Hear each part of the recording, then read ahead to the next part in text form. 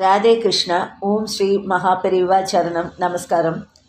நாராயணியம்ல இப்போ 37வது தசகத்திலேருந்து படிக்கலான் இருக்கேன். ஓம் ஸ்ரீ ஹரையே நமஹ. சாந்திரானந்ததனோ ஹரே நனுபுரா दैवासुरे சங்கரே त्वत्कृता अपि कर्मशेषवशतो एतेन याता गतिमूं तेषां भूतलजन्मनां दितिभुवा भारेण दूरार्दिता भूमिः प्राप विरिञ्चमाशितपदं देवैः पुरैवागतैः। हा हा दुर्जन भूरिभारमथितां पाथो निधौ पातुकां एतां पालय हन्त मे विवशतां सम्पृच्छ देवानिमान् इत्यादि प्रचुरप्रलापविवशाम् आलोक्य धाता महीं देवानां वदनानि वीक्ष्य परितो धत्यौ भवन्तं हरे। ऊचे चाम्बुजभूरमूणयिसुराः सत्यं धरित्यावचः नन्वस्या भवतां च रक्षणविधौ दक्षो हि लक्ष्मीपतिः। सर्वे सर्वपुरःसरा वयमितो गत्वा पयोवारिधिं नत्वा तं स्तुमहे जवादिति अयुः साकं तवाकेतनौ। ते मुग्धा निलशालिदुग्धजलधेः तीरं गथा सङ्गताः यावत् त्वत्पदचिन्तनैकमनसः तावत् स पार्थो जबूः। त्वद्वाचं हृदये निशम्य सकलान् आनन्दयन्नूचिवान् आख्यातः परमात्मना स्वयमहौ वाक्यं तदा कन्यताम्। जाने दीनदशामहं दिविशदां भूमे च भीमैरुपैः तक्षेपाय भवामि यादवकुले सोऽहं समग्रात्मना। देवा वृष्णिकुले भवन्तु कलया देवाङ्गनाचावनौ मत्सेवार्थमिति त्वदीयवचनौ पार्थो जभूरुचिवान्। श्रुत्वा कर्णरसायनं तव वचः सर्वेषु निर्वापित स्वान्तेष्वीशगतेषु तावक कृपा पीयूषतृप्तात्मसु।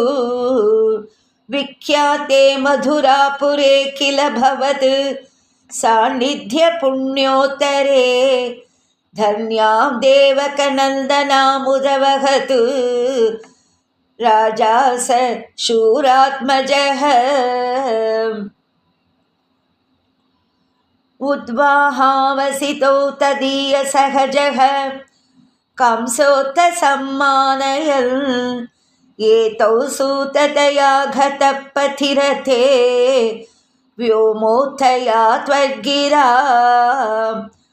अस्यास्त्वा अतिदुष्टमष्ट असुतो हन्तेति हन्तेरितः सन्त्रासात् स तु हन्तुमन्तिकगतां तन्वीं कृपाणीमधात्। गृह्णानच्चिकुरेषु तां खलमतिः शौरेच्चिरं सान्त्वनैः नो मुञ्चन् पुनरात्मजार्पणगिरा प्रीतोत्तयातो गृहान्। आद्यं त्वत्सहजं तथार्पितमपि स्नेहेन नाहल्नसौ दुष्टानामपि देवपुष्टकरुणा दृष्टा हि धीरे कदाः। तावत्त्वन्मनसैव नारदमुनिः प्रोषे स भोजेश्वरं यूयं नन्वसुरासुरा च यदवो जानासि किं न प्रभो मायावी स हरिर्भवद्वधकृते भावी सुरप्रार्थनात् इत्याकन्ययदूनदूदुनदसौ सौरे च सूनूनहन्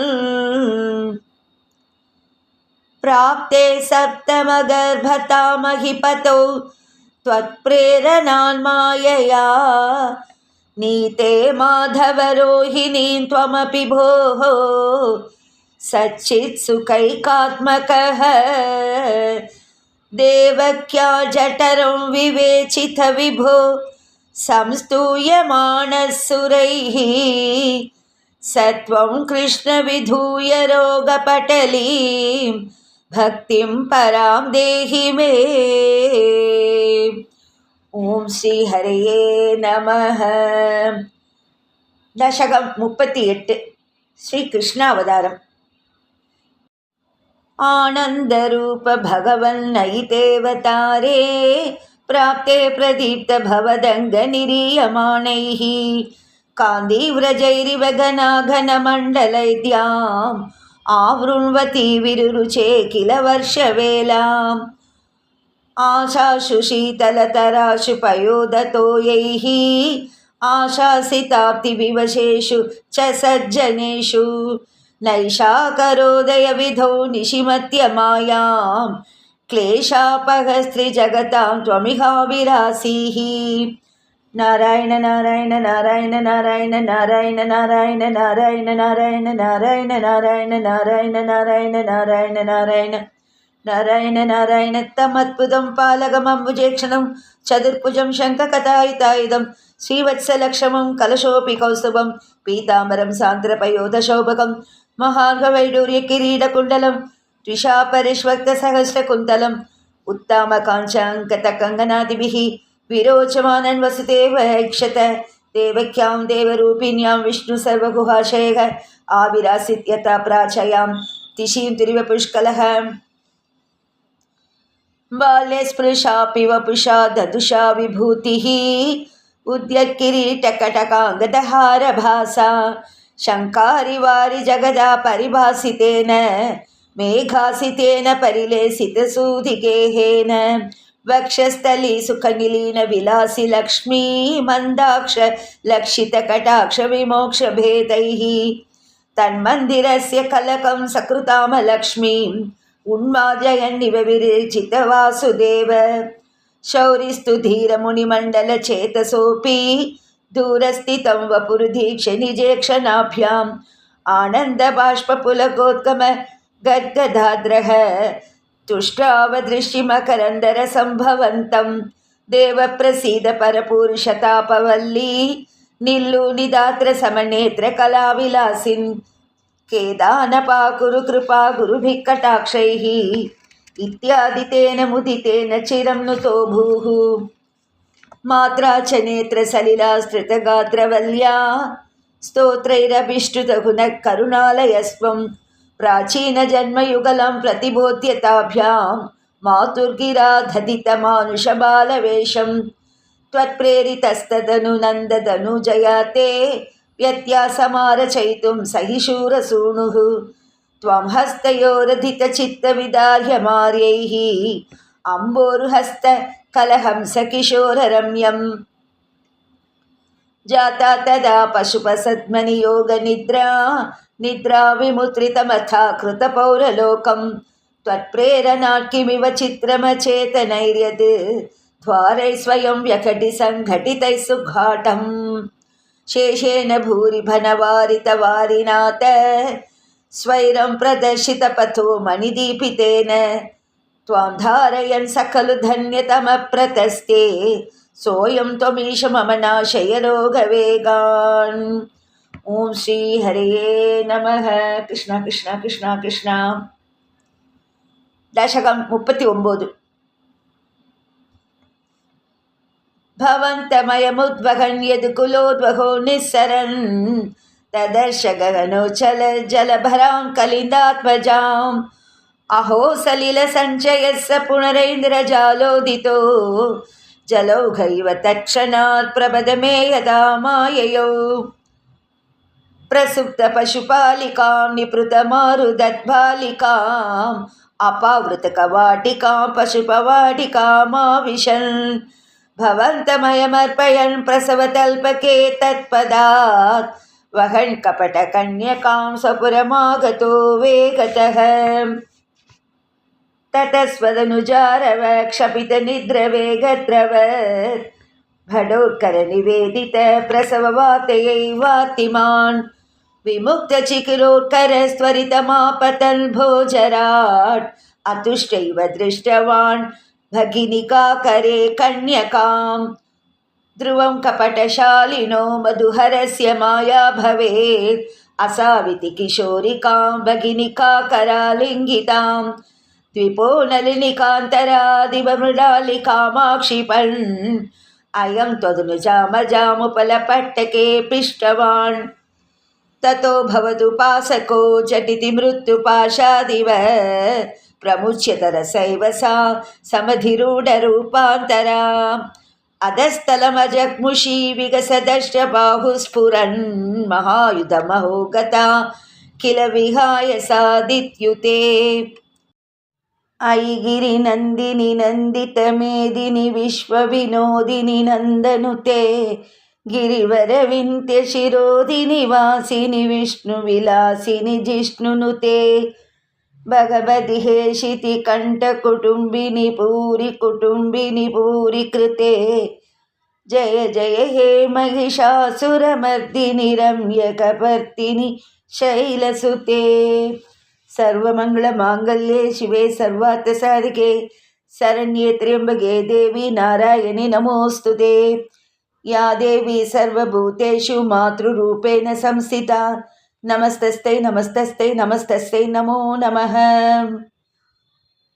नुशंसतरकंसते किमु मया विनिष्पिष्टया बभूव भवदन्तकः क्वचन चिन्त्यतां ते हितम् इति त्वदनुजा विभो कलमुदीर्य तं जग्मुषी मरुद्गणपणायिता भुवि च मन्दिरान् येयुषी प्रगे पुनरगात्मजा वचनमीरिता भूभुजा प्रलम्बबकपूतना प्रमुखदानवामानिनः भवन्निधनकाम्यया जगति भव्रमुर्निर्भयाः कुमारकविमारकाः किमिव दुष्करं निष्कृपैः ततः पशुपमन्दिरे त्वयि मुकुन्दनन्दप्रिया प्रसूदिशयने शये रुदति किञ्चिदञ्जत्पदे विबुध्यवनिता जनैस्तनयसम्भवे घोषिते मुदा किमु वदाम्यहो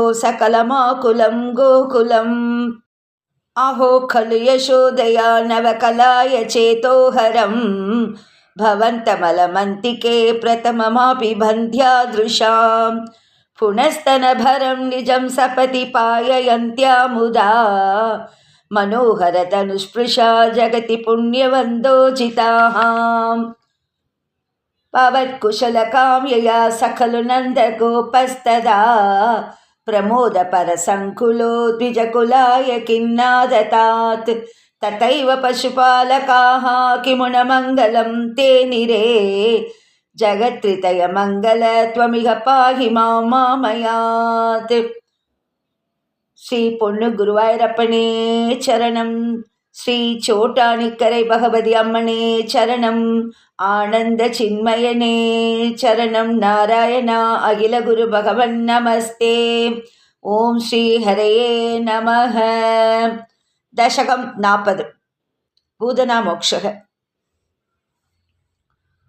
ததனு நந்தமமந்த சுபாஸ்பதம் नृपपुरीं करदानकृते गतं समवलोक्य जगाद भवत्पिता विदितकंससहाय जनोद्यमः अयि सखे तव बालकजन्म मां सुखयतेऽद्य निजात्मजजन्मवत् इति भवत्पितृताम्रजनायके समधिरोप्य शशंसतमादरात् इह च सन्त्यनिमित्तशतानि ते कटकसीं ततो लघुगम्यताम् इति च तद्वच्चसा व्रजनायको भवदपायभिया धृतमाययौ अवसरे खल तत्र च काचन व्रजपदे मधुराकृतिरङ्गना तरलषट्पदलालितकुन्तला कपटपोतकते निकटं गता सपदि साहृतबालकचेतना निशिचरान्वयजा किल पूतना व्रजवधूष्विह केयमिति क्षणं विमृशति शुभवन्तमुपादते ललितभावविलासहृतात्मभिः युवतिभिः प्रतिरोधुमपारिता स्तनमसौ भवनान्तनिषेदुषि प्रददुषि भवते कपटात्मने समधिरुह्य तदङ्गमशङ्कितः त्वमतबालकलोपनरोषितः महदिवाम्रफलं कुचमण्डलं प्रतिचुचूषितदुर्विषदूषितम् असुभिरेव समं दयति त्वयि स्तनवसौ स्तनितोपमनिस्वना निरपदद्भयदायिनि जम्बपुः प्रतिगता प्रविसार्य भुजावुभौ वयदघोषणभीषणविग्रह श्रवणदर्शनमोहितवल्लवे व्रजपदे तदुरस्थलखेलनं ननुभवन्तमगृह्णत गोपिकाः भुवनमङ्गलनामभिरेवते युवतिभिर्बहुधा कृतरक्षणः त्वमयिवातनिकेतननाथ माम् अगदयन् कुरु तावकसेवकम्. ஓம் ஸ்ரீ ஹரயே நமः. दशकं 41. व्रजेश्वर शौरिवचो निशम्य समाव्रजन्नध्वनिभीतचेताः निष्पृष्टनिशेषतरुन्निरीक्ष्य कञ्चित्पदातं शरणं गतस्त्वां निशम्य गोपी वचनादुदन्तं सर्वेऽपि गोपा भयविस्मयान्ताः त्वत्पातितं घोरपिशाचदेहं देहुर्विधूरेत्थ कुटारकृतं त्वत्पीतपूतस्तनतच्छरीरात् समुच्चलन्नुच्चतरो हि धूमः शङ्कामधादागरवक्किमेषः किं चान्दनो गौल्कुलवोत वेति मदङ्गसङ्गस्य फलं न दूरे क्षणेन तावद् भवतामपि स्यात् इत्युल्लपन् वल्लवतल्लजेभ्यः त्वं पूतना मातनुत्था सुगन्धिं चित्रं पिशाच्यानः तत्कुमारः चित्रं पुरैवा खतिशौरिनेदम् इति प्रशंसन् किल गोपलोकः भवन्मुखालोकरसेन माङ्क्षीत् दिने दिने तत्प्रतिवृद्धलक्ष्मी रक्षीणमाङ्गल्यशतो व्रजोऽयं भवन्निवासा दैवासुदेव प्रमोदसान्त्रपरितो विरेजे गृहेषु ते कोमलरूपहासौ इतः कथा सङ्कुलिता कमन्यः वृत्तेषु कृत्येषु भवन्निरीक्षा समागता प्रत्यहमत्यनन्दन् अहो कुमारो मयि दत्तदृष्टिः स्मितं कृतं मां प्रतिवत्सकेन यह्येहि मामितुपसार्य पाणी त्वयीश किं किं न कृतं वधूभिः भवद्वपुस्पर्शनकौतुकेन करात्करं गोपवधूजनेन नीतस्व माताम्रसरोजमाला व्यालम्बिलोलम्बतुलामलासीः निपाययन्ति स्तनमङ्गगं त्वां विलोकयन्ति वदनं हसन्ति दशां यशोदा कथमान भेजे सदा तृषः पाहि हरे गदान्माम्. ஓம் ஸ்ரீ ஹரயே நமः. இப்போ 37வது தசகத்திலேருந்து 41வது தசகம் வரைக்கும் இன்றைக்கி நான் படிச்சிருக்கேன். ஓம் ஸ்ரீ குருவாயூரப்பா சரணம். ராதே கிருஷ்ணா. ஓம் ஸ்ரீ மகாபெரிவா சரணம். நமஸ்காரம்.